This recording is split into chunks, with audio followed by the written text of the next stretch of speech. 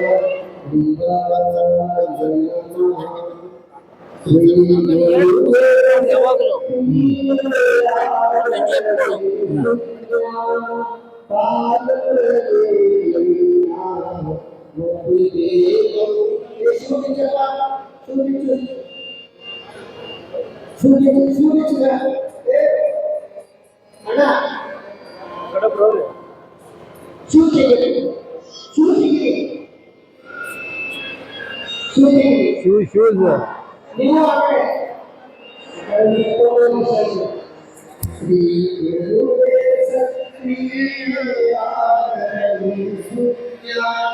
ಸಾಗರವೇ ಮತಿಗೆ ಮಂಗಳವಿತ್ತು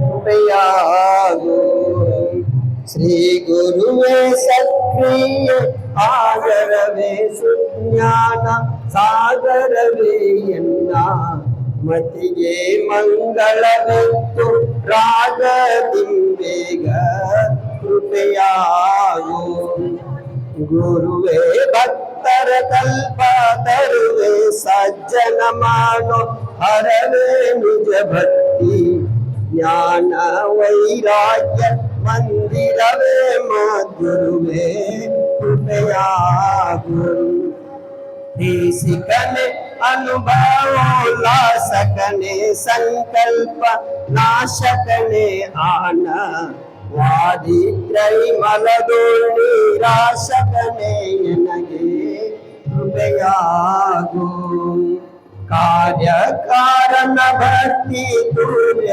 ತಾಮಸದ ಸೂರ್ಯ ಎಡರಿಂಗೆ ಧೈರ್ಯವಾಗಿ ವರ್ಯನೀಯನಗೆ ಕೃಪೆಯಾಗು ನಗುರೋರಾಧಿಕನೆಂದು ಜಗದಲ್ಲಿ ಸಾರುತಿಯ ನಿಗಮ ಶ್ರುತಿ ಕೇಳಿ ಒಡೆಯ ನಿಮ್ಮ ಪದಯುಗವ ಬಣ್ಣಿಪೆನು ಕೃಪೆಯಾಗು ಹರನಿಂದಲಧಿಕ ಸದ್ಗುರುವೆಂಬುದನ್ನು ಕೇಳಿ ಗುರುವೇ ನಿಮ್ಮ ಚರಣವನು ನುತಿಸುವೆನು ಕರುಣಾದಿಂದನಗೆ ಕೃಪೆಯಾಗು ಕೃಪೆಯಾಗು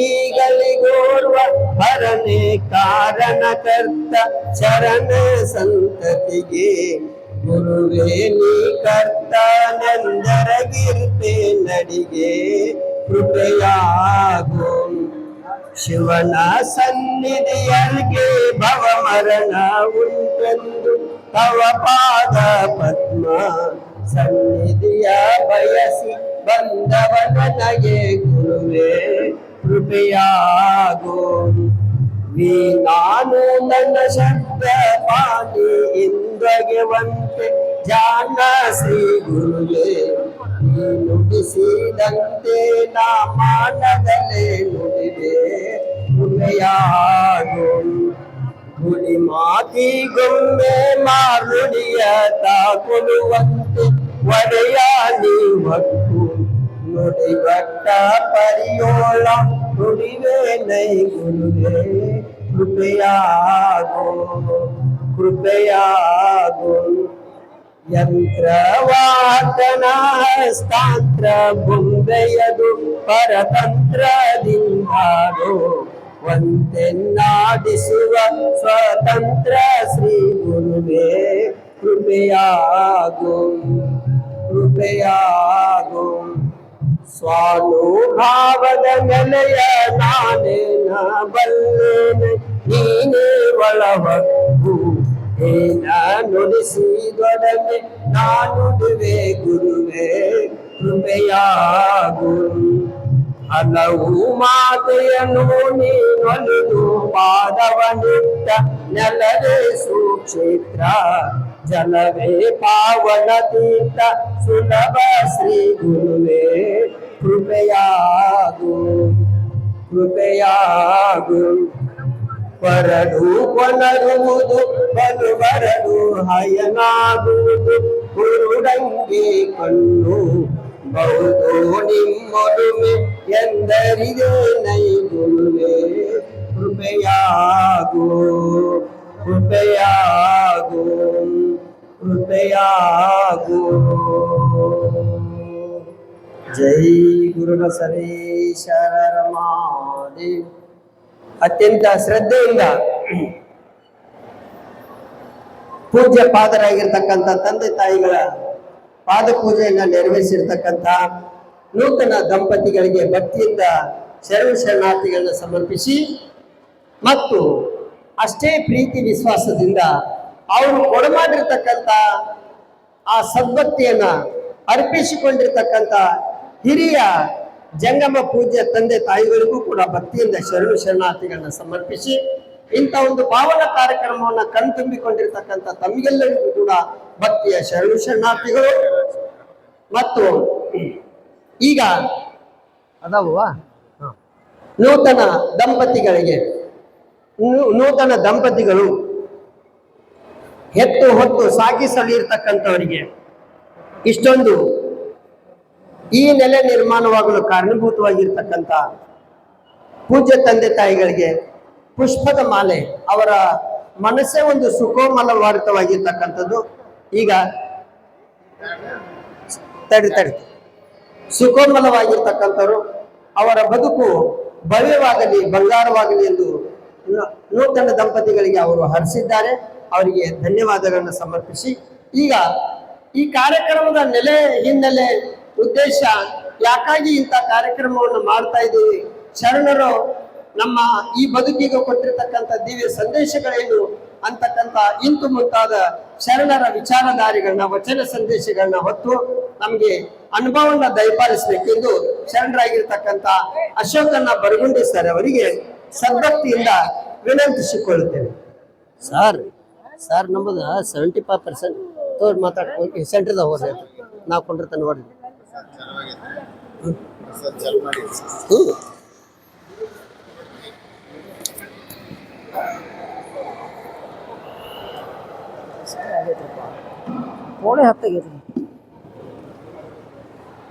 ಶ್ರೀ ಗುರು ಬಸವಲಿಂಗಾಯ ನಮಃ. ಈ ನಾಡಿಗೆ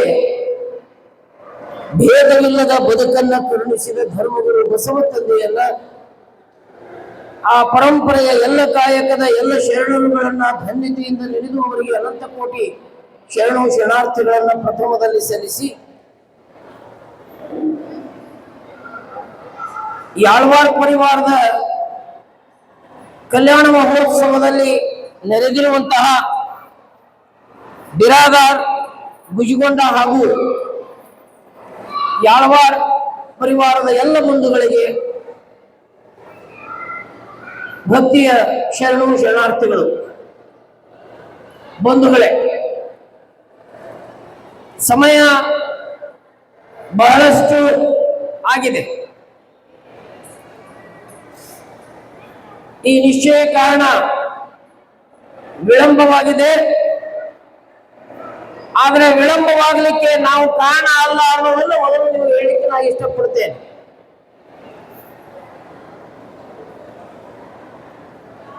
ಬಂಧುಗಳೇ, ಇದು ಅನುಭವ ಪ್ರಮಾಣ ಧರ್ಮವಾಗಿರುವುದರಿಂದ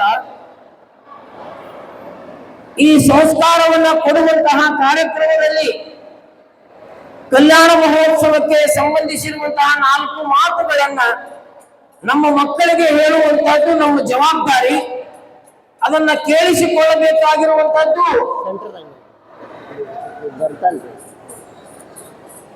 ನಿಮ್ಮ ಕರ್ತವ್ಯ ಎಂಬುದಾಗಿ ನಾನು ನಿಮಗೆ ನೆನಪಿಸಿಕೊಳ್ಳಲಿಕ್ಕೆ ಇಷ್ಟಪಡ್ತೇನೆ. ನಮ್ಮ ಎಲ್ಲ ಆಚರಣೆಗಳು ನಮ್ಮ ಸಿದ್ಧಾಂತಕ್ಕೆ ಅನುಗುಣವಾಗಿಯೇ ನಡೆಯಬೇಕು. 1923ರಲ್ಲಿ ಯಾವಾಗ ವಚನಶಾಸ್ತ್ರ ಸಾರ ಭಾಗ 1 ಪ್ರಕಟವಾಯಿತು, ವಚನಗಳ ಜಾಡನ್ನ ಹಿಡಿದುಕೊಂಡು ಧರ್ಮಗುರು ಬಸವ ತಂದೆ ಕರುಣಿಸಿದ ಈ ಧರ್ಮದ ಸಿದ್ಧಾಂತ ನಮಗೆ ಸ್ಪಷ್ಟವಾಗುತ್ತಾ ಹೋಯಿತು. ಆ ಸಿದ್ಧಾಂತಕ್ಕೆ ಅನುಗುಣವಾಗಿ ನಾವು ಆಚರಣೆಗಳನ್ನ ಮಾಡ್ತಾ ಇದ್ದೇವೆಯೋ ಹೇಗೆ ಅನ್ನುವಂಥದ್ದನ್ನ ನಮ್ಮವರೇ ಆತ್ಮಾವಲೋಕನವನ್ನ ಮಾಡಿಕೊಂಡ ಹಿನ್ನೆಲೆಯಲ್ಲಿ ಈ ನಿಜಾಚರಣೆಗಳು ಇಂದು ರೂಢಿಸಲ್ಪಟ್ಟಿವೆ ಅನ್ನೋದನ್ನ ನಾವು ಅರ್ಥ ಮಾಡಿಕೊಳ್ಬೇಕು.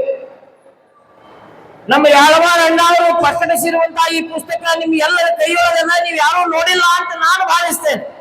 ದಯವಿಟ್ಟು ನೋಡಬೇಕು ಅಂತ ಹೇಳುವಂತದ್ದು ನನ್ನ ಮುಖ್ಯ ಉದ್ದೇಶ ಆಗಿದೆ.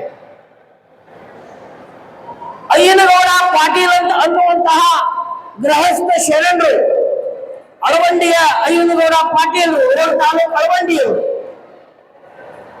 ಈ ವಚನಗಳ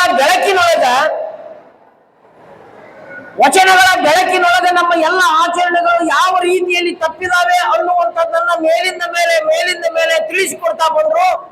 ಅಷ್ಟೇ ಅಲ್ಲ, ಪೂಜ್ಯ ಇಳಕಲ್ ಹಬ್ಬಗಳನ್ನು ಕೂಡ ಅವರು ಪ್ರಭಾವಿಸಿದ್ರು. ಅಪ್ಯಾಯನ ಪ್ರಸಾದವನ್ನ ಹಾಳು ಮಾಡಬಾರದು ಅನ್ನುವಂತಹದ್ದು,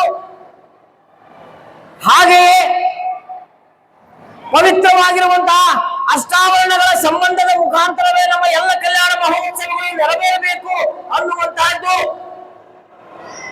ಕಲ್ಯಾಣ ಮಹೋತ್ಸವದಲ್ಲಿ ಕನ್ಯಾದಾನದ ಪದ್ಧತಿ ಇರಬಾರದು ಅನ್ನುವಂಥದ್ದನ್ನು ಬಹಳ ಸ್ಪಷ್ಟವಾಗಿ ಅವರು ತಿಳಿಸಿಕೊಟ್ರು. ಇಲ್ಲಿ ಕುಳಿತಿರುವಂತಹ ತಾಯಂದಿರು ಇದನ್ನು ದಯವಿಟ್ಟು ನೀವು ಗಮನಿಸಬೇಕು. ಯಾವುದನ್ನು ನಾವು ದಾನ ಮಾಡ್ತೀವಿ, ವಸ್ತುಗಳನ್ನು ದಾನ ಮಾಡ್ತೀವಿ, ಭೂಮಿ ದಾನ ಮಾಡ್ತೀವಿ, ಹಣ ದಾನ ಮಾಡ್ತೀವಿ, ಪಶು ಪಕ್ಷಿಗಳನ್ನ ದಾನ ಮಾಡ್ತೀವಿ. ಆದ್ರೆ ನಾವು ರೂಢಿಸಿಕೊಂಡಿದ್ದೇನು? ನಮ್ಮ ಮನೆಯ ಮಕ್ಕಳು ಯಾವ ಮಗಳನ್ನ ಅತ್ಯಂತ ಪ್ರೀತಿ ಮಮತೆಗಳಿಂದ ನಾವು ಬೆಳೆಸಿದೀವಿಯೋ, ಯಾವರನ್ನ ನಮ್ಮ ಮನೆಯ ಮಹಾಲಕ್ಷ್ಮಿ ಅಂತ ಪರಿಗಣಿಸಿದೀವೋ, ನಮ್ಮ ಮನೆಯ ಸಂಪತ್ತು ಅಂತ ಪರಿಗಣಿಸಿದೀವಿಯೋ, ಯಾವಳನ್ನ ನಮ್ಮ ಭಾಗ್ಯ ವಿಧಾತ ಅಂತ ನಾವು ಪರಿಗಣಿಸಿದೀವಿಯೋ ಅಂಥವರನ್ನ ದಾನ ಮಾಡುವಂತ ಅನಿಷ್ಟ ಪದ್ಧತಿಗೆ ನಾವು ಒಳಗಾಗಿದ್ವಿ. ಗಂಡು ಹೆಣ್ಣುಗಳಲ್ಲಿ ಭೇದವಿಲ್ಲ, ಇಬ್ರು ಸಮಾನರು ಅನ್ನುವಂತಹದ್ದನ್ನ, ಲಿಂಗ ಸಮಾನತೆಯನ್ನ ಸಾರಿರುವಂತಹ ಈ ಧರ್ಮದಲ್ಲಿ ದಾನ ಮಾಡುವಂತಹ ಅನಿಷ್ಟ ಪದ್ಧತಿ ರೂಢಿಸಿಕೊಂಡು ಬಂದಾಗ ಸತಿಪತಿಗಳಿಬ್ಬರೂ ಕೂಡ ಸಮಾನರು ಅನ್ನುವಂತಹ ಹಿನ್ನೆಲೆಯಲ್ಲಿ ಗಂಡು ಶ್ರೇಷ್ಠ ಹೆಣ್ಣು ಕನಿಷ್ಠ ಅನ್ನುವಂಥದ್ದು ಏನೇನೂ ಇಲ್ಲ, ಇಬ್ಬರೂ ಕೂಡ ಸಮಾನರೇ.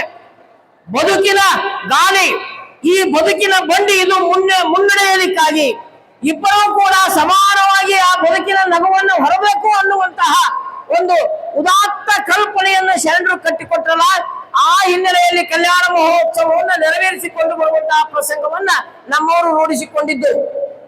ತಂದೆ ತಾಯಿಗಳೇ ನಮಗೆ ಗುರುಲಿಂಗ ಜಂಗಮ ಸ್ವರೂಪರು. ಹೀಗಾಗಿ ತಂದೆ ತಾಯಿಗಳ ಪಾದ ಪೂಜೆ ಅಂದ್ರೆ ತಂದೆ ತಾಯಿಗಳ ಆ ನಡೆ, ತಂದೆ ತಾಯಿಗಳು ಕರುಣಿಸಿರುವಂತಹ ಆ ಪವಿತ್ರವಾಗಿರುವಂತಹ ಬದುಕನ್ನ ಗೌರವಿಸುವ ರೀತಿಯಲ್ಲಿ ನಮ್ಮ ಕಾರ್ಯಕ್ರಮ ಆರಂಭವಾಗಿದೆ.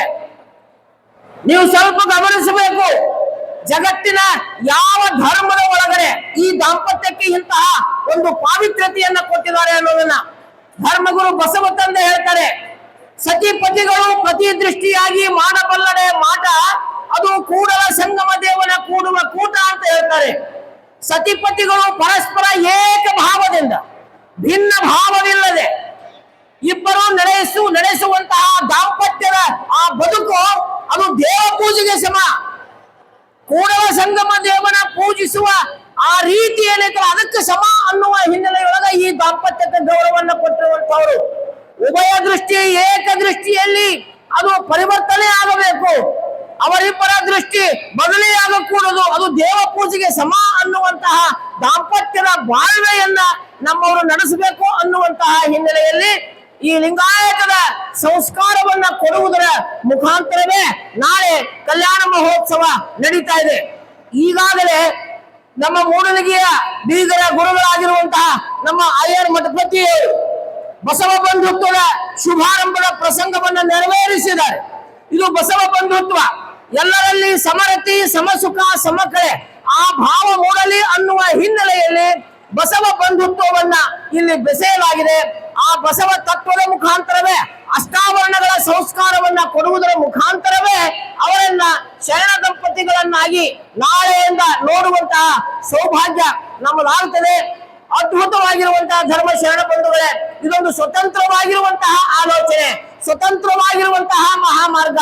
ಇಲ್ಲಿ ಯಾವುದೇ ಬಗೆಯ ಭೇದಗಳಿಲ್ಲ, ಇಲ್ಲಿ ಜಾತಿ ಇಲ್ಲ, ಕುಲ ಇಲ್ಲ, ಗೋತ್ರ ಇಲ್ಲ, ನಾಮ ಇಲ್ಲ, ಸೀಮೆ ಇಲ್ಲ, ಲಿಂಗ ಭೇದವಿಲ್ಲ, ಪ್ರದೇಶ ಭೇದವಿಲ್ಲ, ಯಾವುದೇ ಭೇದವಿಲ್ಲದೆ ಎಲ್ಲರೂ ಸಮಾನರು ಅಂತ ತಿಳಿದುಕೊಳ್ಳುವಂತಹ ಆ ಒಂದು ಮನಸ್ಥಿತಿಯನ್ನ ಪಡೆಯುವ ಇಷ್ಟಲಿಂಗ ಯೋಗವನ್ನ ಕರುಣಿಸಿದವರು ಧರ್ಮಗುರು ಬಸವ ತಂದೆ. ಹೀಗಾಗಿ ಅಂತಹ ಯೋಗವನ್ನ ಮಾಡುತ್ತಾ, ನಿಜ ಯೋಗವನ್ನ ಮಾಡುತ್ತಾ ನಾವೆಲ್ಲರೂ ಕೂಡ ಸಮರತಿ ಸಮಸುಖ ಸಮಕಳೆಯೊಂದಿಗೆ ಬದುಕೋಣ. ಈ ದಾಂಪತ್ಯದ ಮುಖ್ಯ ಉದ್ದೇಶವೇ ಬಸವ ಬಳ್ಳಿಯನ್ನ ಬೆಳೆಸುವುದು. ಈ ನಾಡಿನಲ್ಲಿ ಈ ಇಬ್ಬರು ದಂಪತಿಗಳು, ಈ ಮನೆಯ ಮಗನಾಗಿರುವಂತಹ ಶಿವಪ್ರಕಾಶ ಹಾಗೂ ಮಗಳಾಗಿರುವಂತಹ ಜಯಶ್ರೀ, ಇವರ ಸಂತಾನ ಅದು ಬಸವ ಬಳ್ಳಿ ಆಗಿರಲಿ, ಅದು ಶರಣ ಬಳ್ಳಿ ಆಗಿರಲಿ, ಇದು ರಾಷ್ಟ್ರ ಭಕ್ತರ ಬಳ್ಳಿ ಆಗಿರಲಿ, ಇದು ವಿಶ್ವವನ್ನ ಪ್ರೀತಿಸುವಂತವರ ಬಳ್ಳಿ ಆಗಿರಲಿ ಅನ್ನುವಂತಹ ಶರಣ ದಾಂಪತ್ಯವನ್ನ ಕರುಣಿಸುವ ಹಿನ್ನೆಲೆಯಲ್ಲಿ, ಶರಣ ದಾಂಪತ್ಯಕ್ಕೆ ಅವರನ್ನು ಅಣಿಗೊಳಿಸುವ ಹಿನ್ನೆಲೆಯಲ್ಲಿ ಇಂದು ಮತ್ತು ನಾಳೆ ಸಂಸ್ಕಾರವನ್ನು ಕೊಡುವಂತಹ ಕೆಲಸ ನಡೀತಿದೆ. ದಯವಿಟ್ಟು ತಾವೆಲ್ಲ ಎಲ್ಲಿಯೋ ಕುಂತು ಏನೋ ಒಂದಿಷ್ಟು ಒಗೆದು ಒಂದಿಷ್ಟು ಆಯರಿ ಮಾಡಿ ಹೋಗಿ ಬಿಡುವಂತಹದ್ದನ್ನ ಮಾಡಬೇಡ್ರಿ. ಇಲ್ಲಿ ನಡೆಯುವಂತಹ ಪ್ರತಿಯೊಂದು ಕಾರ್ಯಕ್ರಮಗಳನ್ನ ತಾವು ದಯವಿಟ್ಟು ಅತ್ಯಂತ ಸಮೀಪದಿಂದ ಅವುಗಳನ್ನ ಆಲಿಸ್ರಿ. ಪ್ರಶ್ನಿಸಲಾರದೆ ಯಾವುದನ್ನು ಒಪ್ಪಿಕೊಳ್ಳಬೇಡ್ರಿ, ಪ್ರಶ್ನಿಸಲಾರದೆ ಯಾವುದನ್ನು ಒಪ್ಪಿಕೊಳ್ಳುವಂತಿಲ್ಲ. ಇಲ್ಲಿ ನಡೆಯುವಂತಹ ಎಲ್ಲ ಕ್ರಿಯೆಗಳು ಕನ್ನಡದ ವಚನಗಳ ಮುಖಾಂತರವೇ ನಡೀತದೆ. ಧರ್ಮಗುರು ಬಸವ ತಂದೆಯ ಮತ್ತು ಆ ಕಾಲದ ಸರ್ವ ಶರಣರ ಆಶಯದಂತೆ ನಡೀತಾ ಇದೆ. ಅಂತಪ್ಪ ಶರಣ ಬದುಕು ನಮ್ಮ ಮಕ್ಕಳದಾಗಲಿ ಅನ್ನುವ ಹಿನ್ನೆಲೆಯೊಳಗ ಈ ನಾಡಿನ ತುಂಡೆಲ್ಲ ಬಸವ ತತ್ವವನ್ನ ಗಟ್ಟಿಗೊಳಿಸಿದಂತ ಒಬ್ಬ ಮಹಾ ವ್ಯಕ್ತಿಯ ಅನುಪಮ ಸ್ಥಿತಿಯಲ್ಲಿ ಕಲ್ಯಾಣ ಮಹೋತ್ಸವವನ್ನ ನಾವು ನಡೆಸ್ತಾ ಇದ್ದೇವೆ. ಅದನ್ನ ನಾವು ನೆನೆಸಲೇಬೇಕು. ಅವರಪ್ಪ ಯಾರವಾರವನ್ನ ನೋಡಿದಾಗಲೆಲ್ಲ ನಮಗೆ ನೆನಪಾಗೋದು ಸಂತೋಷ ಏನೋ ಆಗ್ತದೆ ಅವ್ರು ನೋಡಿದ ಕೂಡಲೇ. ಆದ್ರೆ ಅವ್ರನ್ನ ನೋಡಿದ ಕೂಡಲೇ ನಮಗೆ ನೆನಪಾಗೋದು ನಮ್ಮ ಹಿರಿಯರು, ನಮ್ಮ ಗುರುಗಳು, ಮಾರ್ಗದರ್ಶಿಗಳು ಆಗಿರುವಂತ ಧನ್ನೂರ್ ಸರ್ನ ನೆನೆಯಲಾರದೆ. ಯಾಕಂದ್ರ ಆ ಬಸವ ತತ್ವದ ನಿಷ್ಠೂರತೆಯನ್ನ ಮೈಗೂಡಿಸಿಕೊಟ್ಟಂಥವ್ರು ಅವರು. ಅವರ ಎಲ್ಲ ಪುಸ್ತಕಗಳನ್ನ ನೋಡ್ರಿ. ಗುರುಲಿಂಗ ಜಂಗಮ ಅನ್ನುವಂಥದ್ದು ಬೇರೆ ಬೇರೆ ಅಲ್ಲವೇ ಅಲ್ಲ, ಅವು ಎಲ್ಲವೂ ಕೂಡ ಒಂದೇ ತತ್ವವೇ. ಅದು ಅರಿಸುವಲ್ಲಿ ಗುರುವಾಗಿ, ಚರಿಸುವಲ್ಲಿ ಲಿಂಗವಾಗಿ, ಚರಿಸುವಲ್ಲಿ ಜಂಗಮವಾಗಿ, ಆ ತತ್ವವನ್ನ ಬದುಕುವಲ್ಲಿ ಲಿಂಗವಾಗಿರುವಂತಹ ಮಹಾತತ್ವ ಗುರುಲಿಂಗ ಜಂಗಮ ಸ್ವರೂಪವಾಗಿರುವಂತಹ ಮಹಾತತ್ವವೇ ಭಕ್ತ ಅಂತ ಅನಿಸಿಕೊಳ್ಳುತ್ತದೆ. ಈ ನಾಡಿನಲ್ಲಿ ಇರುವಂತದ್ದು ಭಕ್ತ ಧರ್ಮ. ನಿರಾಕಾರವಾಗಿರುವಂತಹ ಪರವಸ್ತುವಿನ ಸಾಕಾರ ರೂಪವೇ ಭಕ್ತ ಅಂತ ಹೇಳಿ ನಾಡಿನ ತುಂಬೆಲ್ಲ ಅಡ್ಡಾಡಿ ಅವರು ನಮ್ಮಂಥವ್ರು ಎಲ್ಲರಿಗೂ ಕೂಡ ಮಾರ್ಗದರ್ಶನವನ್ನು ಮಾಡಿದಂತಹ ಪುಣ್ಯಾತ್ಮರು. ಅವರ ನೆಲೆಯೊಳಗೆ ಬಸವ ತತ್ವವನ್ನ ಬದುಕಿ ತಮ್ಮ ಬದುಕನ್ನ ಸಾರ್ಥಕ ಮಾಡಿಕೊಂಡಂಥವ್ರು ನಮ್ಮ ಪವಾಡಪ್ಪನವರು. ಹೀಗಾಗಿ ಪವಾಡಪ್ಪ ಯಾರವಾರವರ ಪ್ರೀತಿಗೆ ಬಸವ ಭಕ್ತರು ಎಲ್ಲರೂ ಕೂಡ ನಾವೆಲ್ಲ ಬಂದಿದ್ದೇವೆ. ಈ ಮನೆತನ ಬಸವ ಭಕ್ತರ ಮನೆತನ ಇದು ಹೀಗೇ ಮುಂದುವರಲಿ. ಈ ನಾಡ ಪ್ರಜ್ಞೆ, ರಾಷ್ಟ್ರ ಪ್ರಜ್ಞೆ, ಬಸವ ಪ್ರಜ್ಞೆ ಈ ನಮ್ಮ ಮಕ್ಕಳಲ್ಲಿ ಮೂಡಲಿ. ಇವರಿಂದ ಬೆಳೆಯುವಂತಹ ಬಳ್ಳಿ ಅದು ನಿಜ ಬಸವ ಬಳ್ಳಿಯೇ ಆಗಿರಲಿ ಎನ್ನುವಂತಹ ಸದಾಶಯದ 4 ಮಾತುಗಳನ್ನ ನಿಮ್ಮೆಲ್ಲರ ಪಾದಕ್ಕೆ ಅರ್ಪಿಸ್ತೀನಿ. ಶರಣಾರ್ಥಿ.